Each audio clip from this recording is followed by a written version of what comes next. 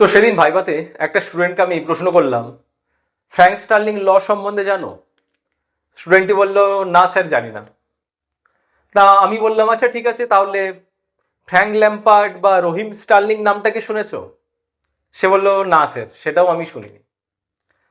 আমি বললাম, আচ্ছা তাহলে লাস্ট অপশন দিচ্ছি, স্টার্লিং নামটা তুমি কোথায় শুনেছো? স্টুডেন্ট বললো, স্যার স্টার্লিং রিজার্ভ।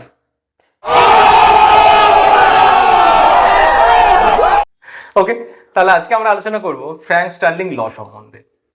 কিন্তু ফ্র্যাঙ্ক স্টার্লিং ল জানার আগে তোমাদের যে কয়েকটা শব্দের মানে অবশ্যই জানতে হবে, সেটা হলো preload, end diastolic volume and afterload. এই কনসেপ্টটা তোমাদের জানতে হবে।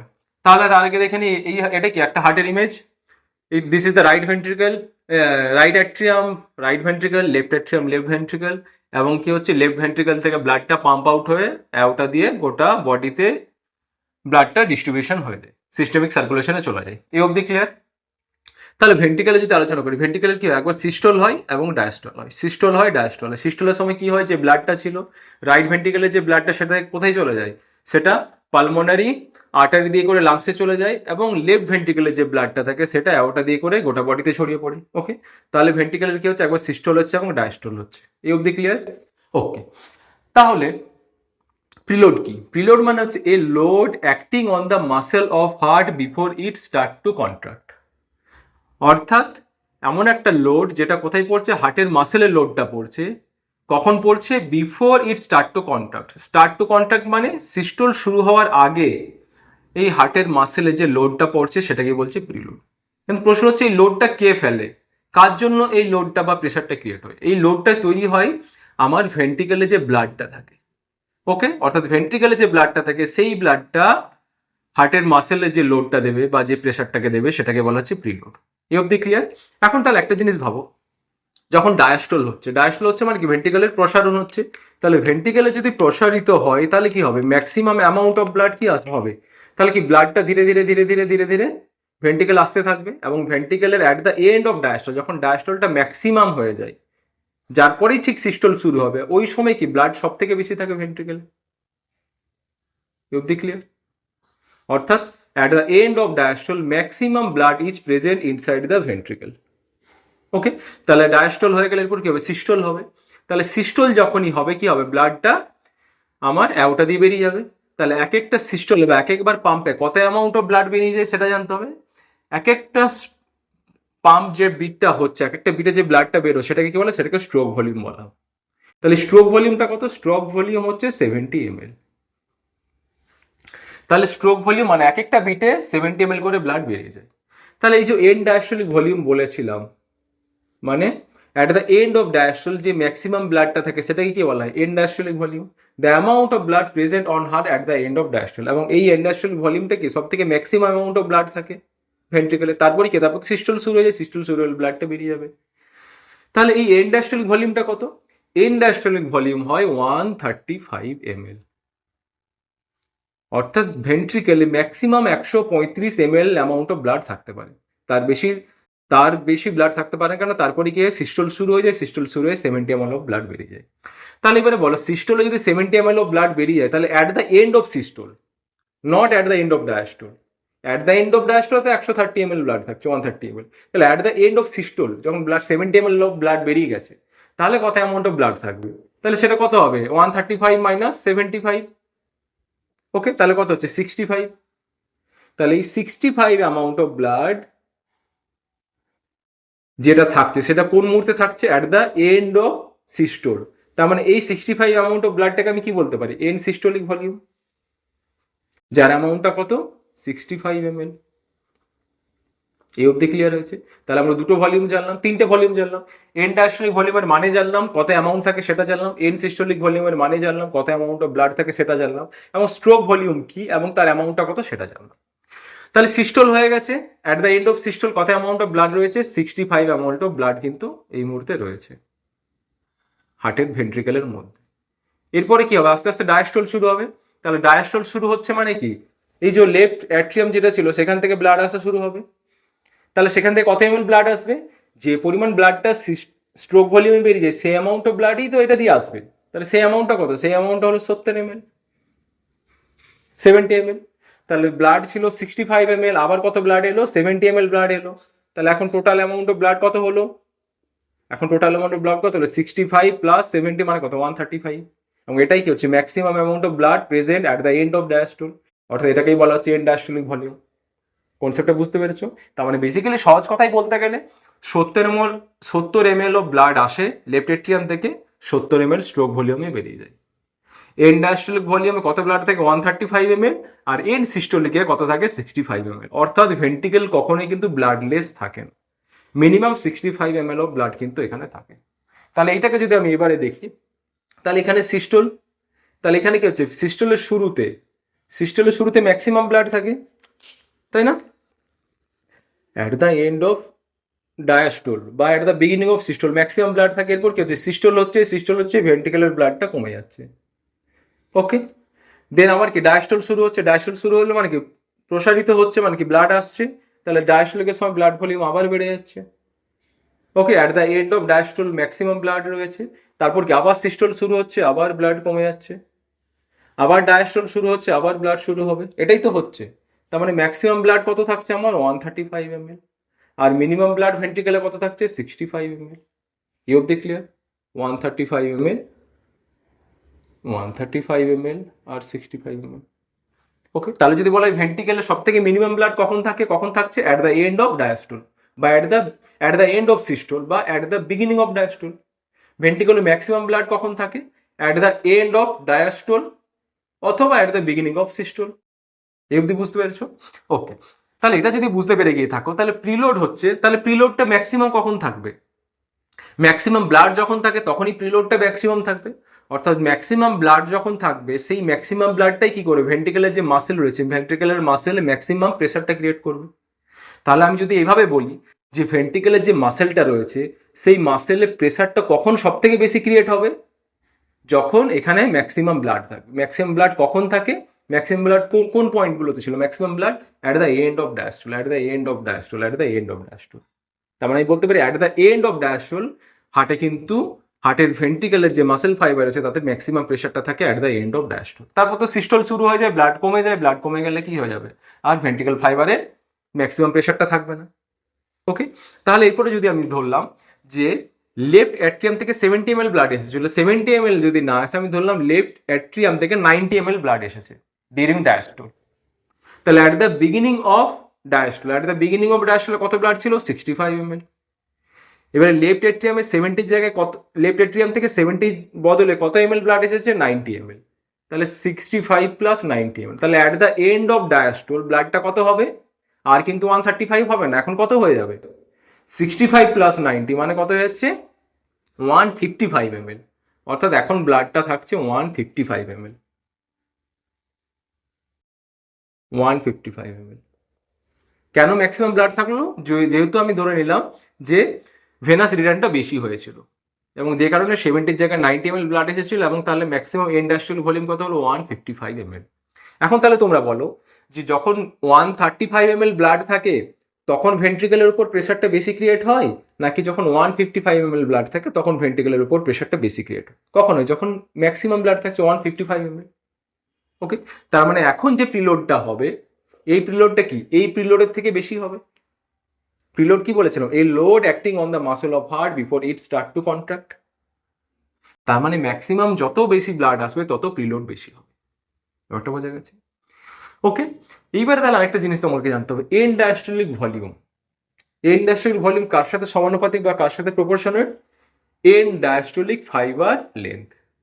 একই জিনিস, এন্ড ডায়াস্টোলিক ভলিউম যত বেশি হবে তত কি হবে, প্রেশারের উপর, এখানে ভেন্ট্রিকেলের উপর তত বেশি প্রেশার ক্রিয়েট হবে। তার মানে কি ভেন্ট্রিকেলের যে ফাইবারগুলো রয়েছে সেই ফাইবারের লেন্থটা তত বেশি বাড়বে, যত বেশি প্রেশার ক্রিয়েট হবে তত লেন্থ বাড়বে। 135 তুলনায় 155 প্রেশারে 55 ml এর ব্লাডের জন্য যে প্রেশার ক্রিয়েট হয়েছিল তাতে ডেফিনেটলি কি হবে, যে ফাইবারের লেন্থটা ছিল সেটা বেশি হবে। এই কনসেপ্টটা বুঝতে পেরেছো? ওকে, তাহলে আমরা প্রিলোডের কনসেপ্টটা জানলাম, আমরা এন্ড ডায়াস্টোলিক ভলিউমের কনসেপ্টটা জানলাম। এরপরে জানলাম তাহলে আফটার লোড। তাহলে আমি ধরে নিলাম end diastolic volume, normally end diastolic volume হয়েছে 135 ml, 135 এরপর কি হবে, সিস্টোল শুরু হবে। ওকে, দেখো ডায়াস্টোলের শেষে কি রয়েছে, 135 ml ব্লাড রয়েছে, 135 ml ব্লাড রয়েছে। এবার যখনই সিস্টোল শুরু হবে কি হবে, ব্লাডটা দেখো কমতে শুরু করেছে, কারণ কি ব্লাডটা স্ট্রোক ভলিউম হয়ে ব্লাডটা বেরিয়ে যাচ্ছে, পাম্প আউট হয়ে যাচ্ছে। তাহলে আফটার লোড কি? It is the force against which ventricular muscle fibre contract.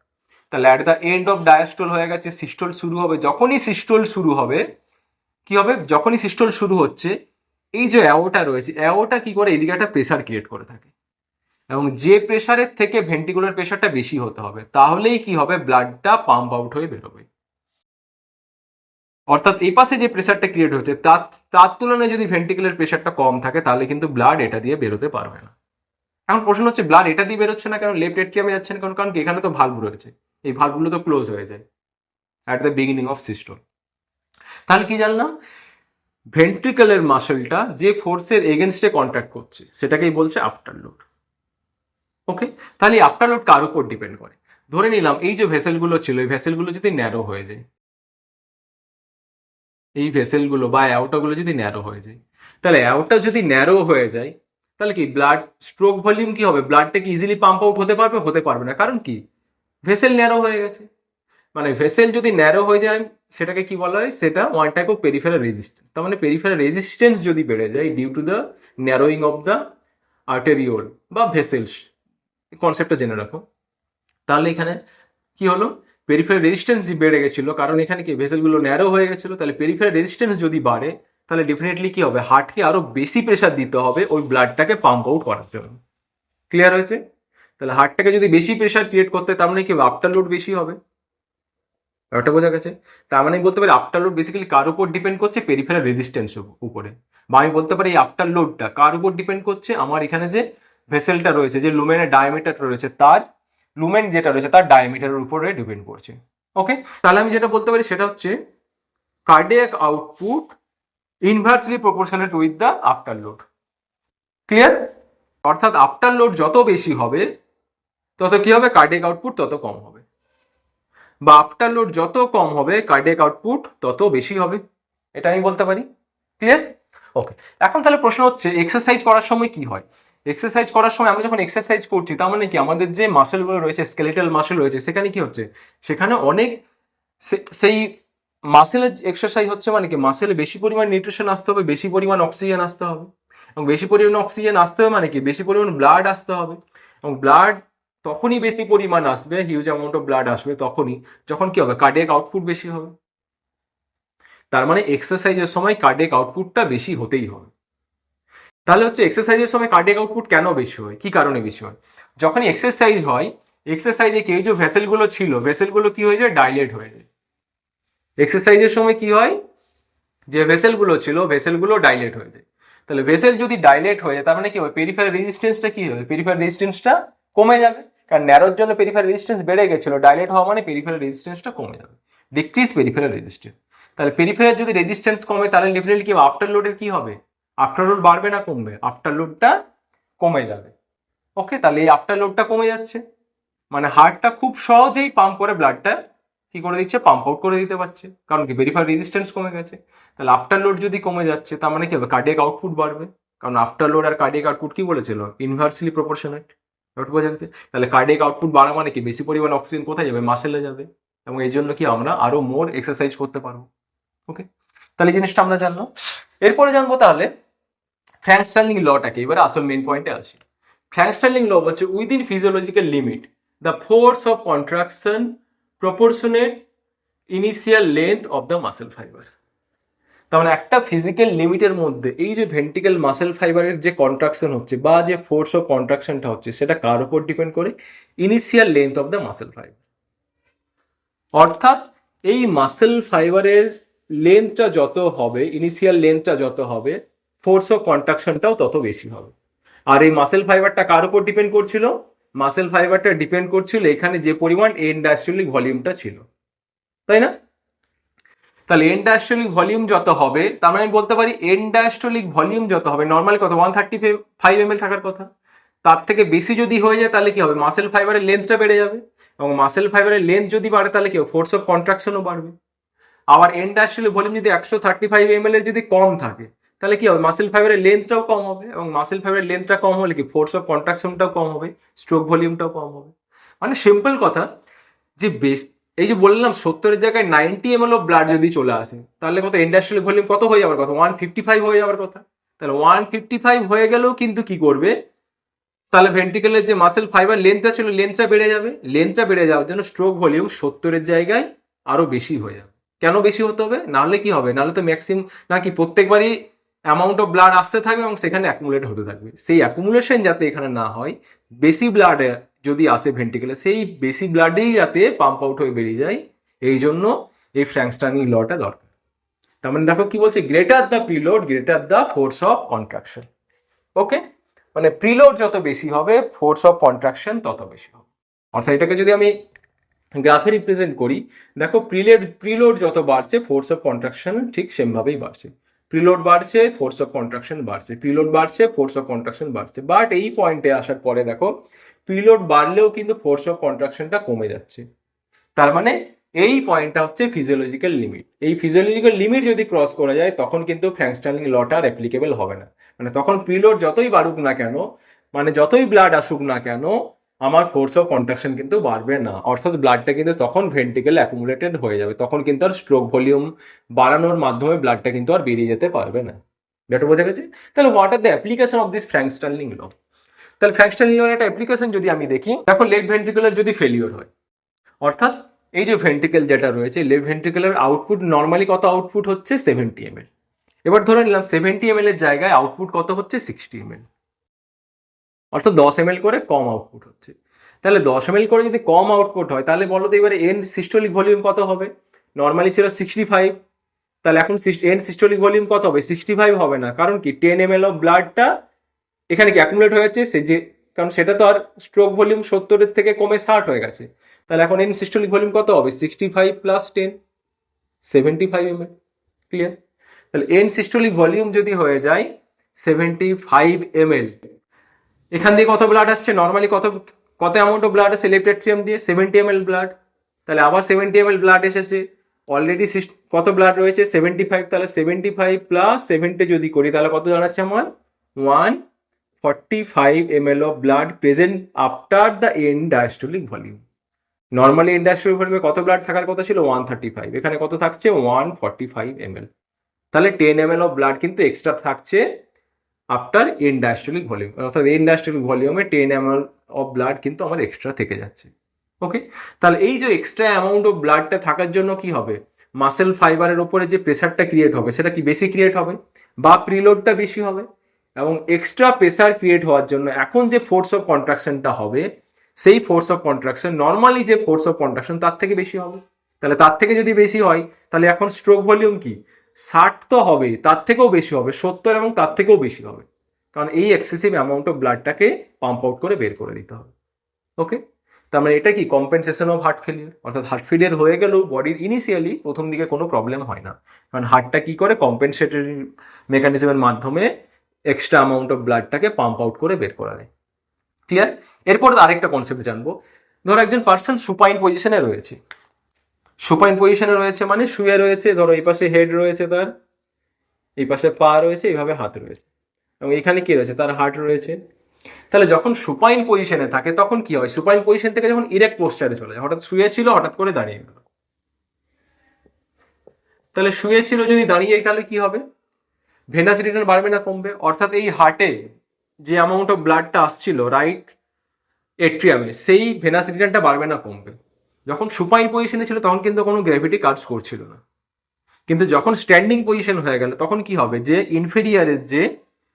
Inferior lower পোর্শনের যে ব্লাডটা সেটা কি আর রাইট সাইডে আসতে পারবে না, কারণ কি গ্র্যাভিটি ব্লাডটাকে পুল করবে। তার মানে স্ট্যান্ডিং পজিশনে কি হচ্ছে? ভেনাস রিটার্নটা কমে যাচ্ছে, এটা আমি বলতে পারি ডিক্রিজ ভেনাস রিটার্ন। অর্থাৎ কম অ্যামাউন্ট অফ ব্লাড এখন কোথায় এসেছে? রাইট এট্রিয়ামে এসেছে। তাহলে সেই কম অ্যামাউন্ট অফ ব্লাড যদি রাইট এট্রিয়ামে আসে তাহলে কি হবে? রাইট ভেন্ট্রিকেলে কম অ্যামাউন্ট অফ ব্লাড আসবে, কারণ এই ব্লাডটাই তো এখানে আসে। তাহলে রাইট ভেন্ট্রিকেল থেকে যে ব্লাডটা পাম্প আউট হয়ে লাংসে যাবে সেটা কম যাবে, এবং লাংস থেকে যে ব্লাডটা কোথায় আসবে? লেফট এট্রিয়ামে আসবে, তার অ্যামাউন্টও কম থাকবে।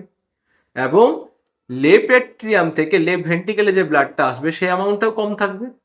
ওকে, তাহলে সেই অ্যামাউন্ট যদি কম থাকে তাহলে ডেফিনেটলি কি হবে? এন্ড ডায়াস্টোলিক ভলিউম যেটা থাকার কথা ছিল 135 ml, সেটার অ্যামাউন্ট কম থাকবে। অর্থাৎ এন্ড ডায়াস্টোলিক ভলিউম যদি কম থাকে তাহলে কি হবে? তাহলে প্রিলোড কম থাকবে। তাহলে প্রিলোড যদি কম থাকে ভেন্ট্রিকেলের যে মাসেল ফাইবার ছিল তার ইনিশিয়াল লেন্থটাও কম হবে। তাহলে ইনিশিয়াল লেন্থ যদি কম হয় তাহলে কি ফোর্স অফ কন্ট্রাকশন কম হবে, এবং ফোর্স অফ কন্ট্রাকশন যদি কমে তাহলে স্ট্রোক ভলিউম কি হবে, 70 থাকবে না তার থেকে কমে, 70 থেকে কমে যাবে, ধরে নিলাম 40 বা 50 হয়ে যাবে। এবং স্ট্রোক ভলিউমটাই কি হচ্ছে, স্ট্রোক ভলিউমের উপরই কি ডিপেন্ড করে, কার্ডিয়াক আউটপুট ডিপেন্ড করে, এবং কার্ডিয়াক আউটপুটের উপর কি ডিপেন্ড করে, ব্লাড প্রেশার ডিপেন্ড করে। অর্থাৎ যদি স্ট্রোক ভলিউম কমে যায় তাহলে কার্ডিয়াক আউটপুট কমবে, আর কার্ডিয়াক আউটপুট কমলে কি হবে, ব্লাড প্রেশার কমবে, আর ব্লাড প্রেশার কমা মানে কি হবে, আমাদের ব্রেনের ব্লাড সাপ্লাই কম যাবে, আর ব্রেনে যখনই ব্লাড সাপ্লাই কম যাবে তখনই কি হবে, ইনিশিয়ালি মাথাটা ঘোরায়, তাই না? অর্থাৎ আমরা যখন শুয়ে থাকি, শুয়ে থেকে হঠাৎ করে যদি আমরা দাঁড়িয়ে যাই, আমাদের কিন্তু মাথাটা ঘুরে যাওয়ার কথা, কিন্তু সবসময় আমাদের মাথাটা ঘুরে যায় না। কারণ কি, due to the baroreceptor reflex. অর্থাৎ শুয়ে থাকার পর হঠাৎ করে দাঁড়িয়ে গেল, কার্ডিয়াক আউটপুট কমে যাওয়ার কথা, যে কারণে ব্লাড প্রেশার অনেকটাই কমে যাওয়ার কথা, কিন্তু ব্যারো রিসেপ্টর রিফ্লেক্সের জন্য কি হচ্ছে, ওই ব্লাড প্রেশার কিন্তু অতটা কমতে দেয় না। ব্যারো রিসেপ্টর রিফ্লেক্স কি, সেগুলো আমরা পরে ক্লাসে আলোচনা করব। তাহলে এই দুটো আমরা অ্যাপ্লিকেশন জানলাম, কিসের অ্যাপ্লিকেশন, ফ্র্যাঙ্ক স্টার্লিং ল এর অ্যাপ্লিকেশন। আর একটা লাস্ট অ্যাপ্লিকেশন জেনে নিই। ধরে নিলাম রাইট ভেন্ট্রিকুলার আউটপুটটা বেড়ে গেছে কোনো একটা কারণে, রাইট ভেন্ট্রিকল থেকে যে ব্লাডটা লাংসে যাচ্ছে সেই ব্লাডটার অ্যামাউন্ট বেড়ে গেছে। ওকে, তাহলে লাংসে যদি বেশি অ্যামাউন্ট অফ ব্লাড যায়, লাংস থেকে বেশি অ্যামাউন্ট অফ ব্লাড কোথায় আসবে, লেফট এট্রিয়ামে আসবে, এবং বেশি অ্যামাউন্ট অফ ব্লাড যদি লেফট এট্রিয়ামে আসে তাহলে বেশি অ্যামাউন্ট অফ ব্লাড কোথায় আসবে, লেফট ভেন্ট্রিকলে আসবে। এটা তো ইনিশিয়ালি হওয়ার কথা। এখন ধরলাম লেফট ভেন্ট্রিকলে বেশি অ্যামাউন্ট অফ ব্লাড যদি আসে, ধরলাম লেফট ভেন্ট্রিকল ফ্র্যাঙ্ক স্টার্লিং লটা অ্যাপ্লাই করছে না, অর্থাৎ লেফট ভেন্ট্রিকলের stroke volume 70 ml fixed, blood যতই ম্যাক্সিমাম আসুক না কেন 70 ml এর বেশি কিন্তু ব্লাড এখন এই ভেন্ট্রিকলটা পাম্প করতে পারবে না। তাহলে ওই ম্যাক্সিমাম অ্যামাউন্ট অফ ব্লাডটা আমি ধরে নিলাম যে প্রত্যেকটা বিটে, এভরি বিটে 0.1 ml of blood right ventricle extra pump করছে কোথায়, লাংসে। ওকে, তাহলে প্রত্যেক বিটে যদি 0.1 ml করে হয়, এবং আমি ধরে নিলাম মিনিটে যদি 70টা বিট হয়, তাহলে 1 মিনিটে কত ml blood, extra amount of blood লাংসে যাচ্ছে 7 ml অফ ব্লাড। ওকে, তাহলে 1 ঘন্টায় কত ml of blood, extra amount of blood লাংসে যাচ্ছে 420 ml 1 ঘন্টায়। 3 ঘন্টায় কত হচ্ছে তাহলে 1260 ml ব্লাড। তাহলে যদি রাইট ভেন্ট্রিকলের সাথে লেফট ভেন্ট্রিকল ফ্র্যাঙ্ক স্টার্লিং ল কম্পেনসেটরি মেকানিজম না হয়, তাহলে কি হবে, রাইট ভেন্ট্রিকলে যদি পাম্পিং অ্যাক্টিভিটি বেড়ে যায়, তাহলে এই এক্সট্রা অ্যামাউন্ট অফ ব্লাডটা কি হয়ে যাবে, লাংসে গিয়ে অ্যাকুমুলেট হবে। কারণ লেফট ভেন্ট্রিকল বলছে, লেফট ভেন্ট্রিকল যদি বলে না আমি ফ্র্যাঙ্ক স্টার্লিং ল আমি মানবো না, আমি ফিক্স 70 ml অফ ব্লাড করেই আমি পাম্প করব, ব্লাড যতই আসুক না কেন। ওকে, তাহলে কি হবে, এই ব্লাডটা আমার কোথায়, লাংসে অ্যাকুমুলেট হয়ে যাবে। কিন্তু এটা যেহেতু হয় না, কারণ কি, ম্যাক্সিমাম যখনই ব্লাডটা চলে আসে লেফট ভেন্ট্রিকলে, সেই ম্যাক্সিমাম ব্লাডটা কি হয়, মাসেল যে ফাইবার ছিল ফাইবারের লেন্থটাকে বাড়িয়ে দেয়, বা ফোর্সটা বেশি অ্যাপ্লাই হয় এখানে, এবং তার জন্য কি হয়, এখানে ফোর্স অফ কন্ট্রাকশনটাও বেড়ে যায়। ব্যাপারটা বোঝা গেছে? ওকে, তাহলে মলিকুলার বেসিসটা প্রশ্ন করা হয় না, একটু জেনে রাখো কোন মলিকুলার বেসিসে ফ্র্যাঙ্ক স্টার্লিং লটা কাজ করে। তাহলে যখনই প্রিলোড কমে যাচ্ছে, ধরে নিলাম প্রিলোড কমে গেছে, তাহলে প্রিলোড যদি কমে যায়, তাহলে প্রিলোড কমার মানে কি হবে, এন্ড ডায়াস্টোলিক ভলিউম কমবে। এন্ড ডায়াস্টোলিক ভলিউম যদি কমে, এন্ড ডায়াস্টোলিক ভলিউমের সাথে কি ডিপেন্ড করে, এন্ড ডায়াস্টোলিক ফাইবার লেন্থ, তাহলে সেটাও কমে যাবে। তাহলে এন্ড ডায়াস্টোলিক ফাইবার লেন্থ যদি কমে যায় তাহলে কি হবে, তাহলে সার্কোমিয়ারের যে লেন্থটা, মাসেল ফাইবারের মধ্যে যে সার্কোমিয়ার ছিল সেই লেন্থটা কমবে, এবং সার্কোমিয়ারের যদি লেন্থ কমে তাহলে কি হবে, যে এর মধ্যে যে অ্যাক্টিন যে ফিলামেন্টগুলো ছিল সেগুলো কি হবে, ইন্টারডিজিটেটেড থেকে যাবে। অর্থাৎ অ্যাক্টিন ফিলামেন্টগুলো যদি ইন্টারডিজিটেড থাকে তাহলে কি হবে, মায়োসিন অ্যাক্টিনের সাথে ভালোভাবে বাইন্ড করতে পারে না, myosin can not bind optimally with the actin. তাহলে মায়োসিন অ্যাক্টিনের সাথে যদি ভালোভাবে বাইন্ড না করে, ডেফিনেটলি কি হবে, ফোর্স অফ কন্ট্রাকশনটা কমে যাবে। ওকে, আর এটা হচ্ছে প্রিলোড। প্রিলোড যদি বেড়ে যায়, ওকে, 135 নর্মালি হওয়ার কথা, ইন্ডাস্ট্রিয়ালিক ভলিউম বেড়ে গেছে, প্রিলোড বেড়ে গেছে, তাহলে প্রিলোড যদি বাড়ে তাহলে কি হবে, ইন্ডাস্ট্রিয়ালিক ফাইবার লেন্থটা, ভেন্ট্রিকলের যে ফাইবার লেন্থটা সেটা বাড়বে, এবং সেটা বাড়লে কি হবে, যে সার্কোমিয়ারের যে লেন্থটা সেটা বাড়বে, এবং তার ফলে কি হবে, যে ইন্টারডিজিটেশন অফ থিমিলামেন্ট, অ্যাক্টিন এবং আদার যে মলিকুলগুলো ছিল তার যে ইন্টারডিজিটেশন ছিল সেটা কমে যাবে। তাহলে সেটা কমে যাওয়া মানে অ্যাক্টিনটা মোর এক্সপোজড হয়ে যাবে কার সাথে, উইথ মায়োসিন। তার মানে অ্যাক্টিন এবং মায়োসিনের বাইন্ডিংটা ভালো হবে, ভালো বাইন্ডিং মানে কি হবে, ফোর্স অফ কন্ট্রাকশন বাড়বে। ব্যাপারটা বোঝা গেছে? ওকে, আরেকটা লাস্ট পয়েন্ট যেটা তোমাদের জানতে হয়, যখন এই সার্কোমিয়ারের লেন্থটা বেড়ে যায়, এই সার্কোমিয়ারের লেন্থ বাড়ার জন্য কি হচ্ছে, যে আমার কার্ডিয়াক যে মাসেল রয়েছে, কার্ডিয়াক মাসেলে কি থাকে, কিছু স্ট্রেচ সেন্সিটিভ ক্যালসিয়াম চ্যানেল থাকে, কিছু চ্যানেল থাকে যেটা স্ট্রেচ সেন্সিটিভ, যখনই তাতে স্ট্রেচ হবে, মানে যখনই মাসেল ফাইবার লেন্থটা বেড়ে যাবে, একটা তখন কি হবে, ওই ক্যালসিয়াম চ্যানেলগুলো ওপেন হয়ে যাবে। তাহলে ক্যালসিয়াম চ্যানেলগুলো যদি ওপেন হয়ে যায়, মোর ক্যালসিয়াম আসবে, মোর ক্যালসিয়াম মানে ডেফিনেটলি কি হবে, মোর ফোর্স অফ কন্ট্রাকশন। ওকে, তাহলে আমরা জানবো, তাহলে এই বেসিকটা আমরা জানো। এরপর হচ্ছে অপটিমালি যদি কি হয়ে যায়, তাহলে এই পয়েন্টে এসে কি হয়, যদি ফিজিওলজিক্যাল লিমিটটা ক্রস করে যায়, তখন কি হচ্ছে, মাসেল ফাইবারটা ডিসরাপশন হয়ে যায়, এবং ডিসরাপশন যদি হয়ে যায় তখন কিন্তু আর ফ্র্যাঙ্ক স্টার্লিং লটা অ্যাপ্লাই হয় না। একটা বোঝা গেছে? তাহলে আমরা ফ্র্যাঙ্ক স্টার্লিং ল সম্বন্ধে আলোচনা করলাম, তার অ্যাপ্লিকেশন সম্বন্ধে জানলাম, এবং preload, industrial volume, after load এই কনসেপ্টের সম্বন্ধে জানলাম। ওকে, চলো, থ্যাংক ইউ।